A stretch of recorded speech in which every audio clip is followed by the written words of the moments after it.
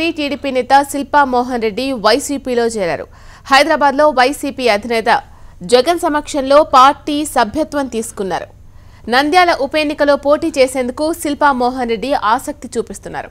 అయితే తాజా రాజకీయ పరిణామాల నేపథ్యంలో ఆయనకు టికెట్ దక్కే అవకాశం లేకపోవడంతో వైసీపీలో చేరారు. తన అనుచరులతో జగన్ సమక్షంలో వైసీపీ కండువా కప్పుకున్నారు.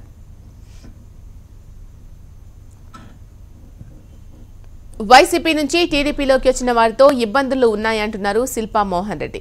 టీడీపీలో నాయకులను పట్టించుకోవడం లేదంటున్న శిల్పా ప్రతి విషయంలోనూ అధినేత చంద్రబాబు నాన్సుడు ధోరణి అవలంబిస్తున్నారని అంటున్నారు.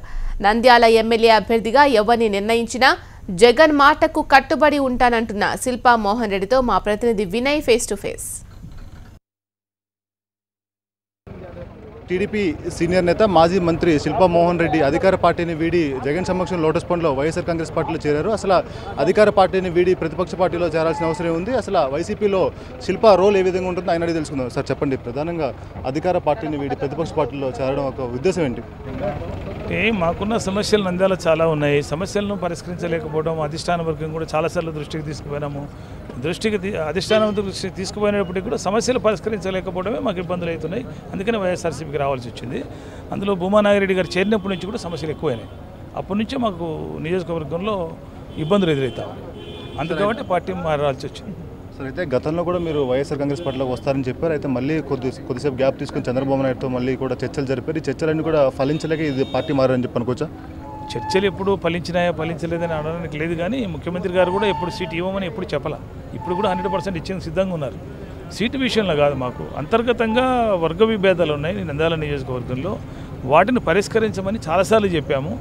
ఆ టికెట్ విషయం కూడా తొందరగా తేల్చండి, అనవసరంగా విభేదాలు పెంచొద్దని చెప్పాము. అది తేల్చలేకుండా నాన్సుతో వ్యవహరించబట్టే మేము నిర్ణయం తీసుకోవాలి. అయితే మంత్రి అఖిలప్రియ చెప్తున్నారు, ఇప్పుడు కేసుల గురించి శిల్పా మాట్లాడుతున్నారు. గతంలో ఆయన మా పైన కేసులు పెట్టినవి కావచ్చు, ఇట్లా మమ్మల్ని ఇబ్బంది పెట్టినా ఎప్పుడు కూడా గుర్తు రాలేదని చెప్పామన్నారు. దీనిపైన ఏమంటారు?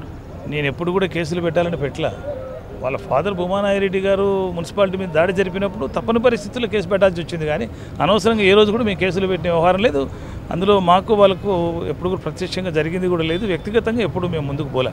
అయితే ఆయన పార్టీ వీడినా కూడా ఎటువంటి ప్రయోజనం లేదని చెప్పి కూడా చెప్పడం జరుగుతుంది. దీన్ని ఏమని చూస్తారు? అంటే ఇంకా వాళ్ళు అట్లా చెప్పుకోకపోతే ఎట్లా చెప్పుకుంటారు? ఎంత నష్టమో అధిష్టాన వర్గానికి తెలుసు, తెలుగుదేశం పార్టీకి తెలుసు. సరే, నష్టం లేకపోయింది అనుకుంటే మంచిదే, మాకేం ఇబ్బంది లేదు.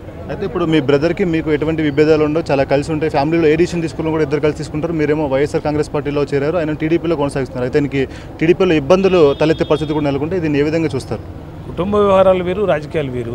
కుటుంబంలో ఏదైనా సమస్య వచ్చినప్పుడు కూర్చొని పరిష్కరించుకోవాల్సిందే. అన్నదమ్ములు ఏదైనా ఉంటే కదా ఒకవేళ మా వరకు మేము పరిష్కరించుకుంటూ ఉంటాము. కానీ రాజకీయాలు వచ్చేటప్పుడు నియోజకవర్గాలు వేరు, అభిప్రాయాలు వేరు, వాళ్ళకున్న ఇబ్బందులు వేరు.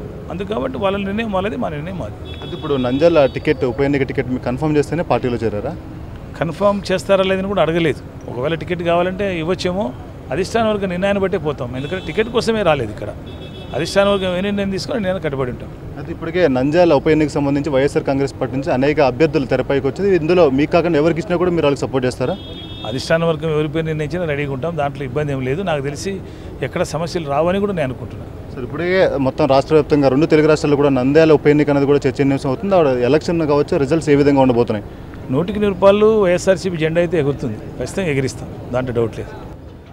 మొత్తానికి చూసుకున్నట్టయితే కూడా టీడీపీలో మేము చాలా కష్టపడి పనిచేసాం. భూమా నాగిరెడ్డి ఉన్నప్పటి నుంచి కూడా మాకు అనేక ఇబ్బందులు వచ్చాయి. అయినా కూడా మేము చంద్రబాబు నాయుడు దృష్టికి తీసుకెళ్ళాం, మేము కూడా పరిష్కరించలేదు. ఇప్పుడు అఖిలప్రియ రావడంతో మాకు మరింత ఇబ్బందులు పెరిగాయని చెప్పి కూడా శిల్పా మోహన్ రెడ్డి చెప్తున్నారు. ఏదేమైనప్పుడు కూడా నంద్యాల ఉప ఎన్నిక టికెట్ తనకిచ్చినా ఎవరికిచ్చినా కూడా గెలుపు కోసం 100% కృషి చేస్తామని చెప్పి కూడా శిల్పా మోహన్ రెడ్డి చెప్తున్నారు. కెమెరామెన్ మల్లేష్తో కలిసి వినయ్, HMTV, హైదరాబాద్.